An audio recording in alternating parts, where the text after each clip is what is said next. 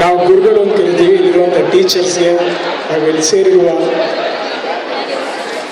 ಎಲ್ಲ ವಿದ್ಯಾರ್ಥಿಗಳಿಗೆ, my dear students, good morning.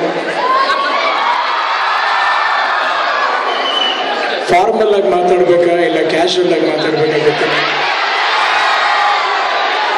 Casual ಆಗಿ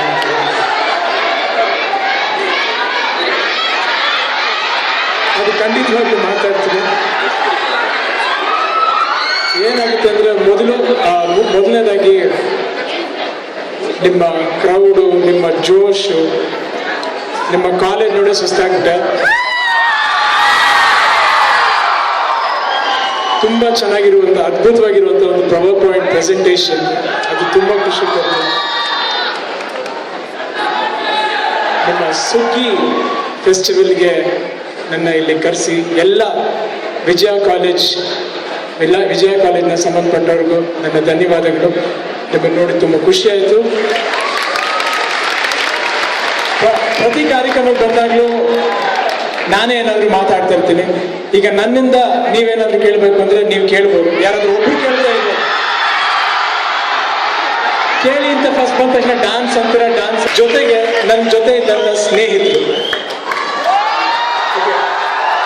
ಯಾಕಂದ್ರೆ ಎಲ್ಲೋ ಒಂದು ಕಡೆ ಚಿಕ್ಕ ವಯಸ್ಸಲ್ಲಿ ನಾನು ಆಕ್ಟ್ ಮಾಡಿ ಆಚೆ ಬಂದ್ಮೇಲೆ ನನ್ನ ತಂದೆ ತಾಯಿಗಳು ತುಂಬಾ ಮುದ್ದು ಮಾಡಿ ಬೆಳೆಸಿದ್ರು. ಅದೇ ರೀತಿ ನಾನು ಯಾವಾಗಾದ್ರೂ ಆಚೆ ಬಂದು ನನ್ನ ಕಾರ್ಲ್ ಹೋದ್ರೆ ಜನ ನೋಡಿ ಹೇಳೋರು, ನೋಡಯ್ಯ ಅಪ್ಪನ ದುಡ್ಡು ಹೆಂಗ್ ಶೋಕಿ ಮಾಡ್ತೇನೆ ಅಂತ.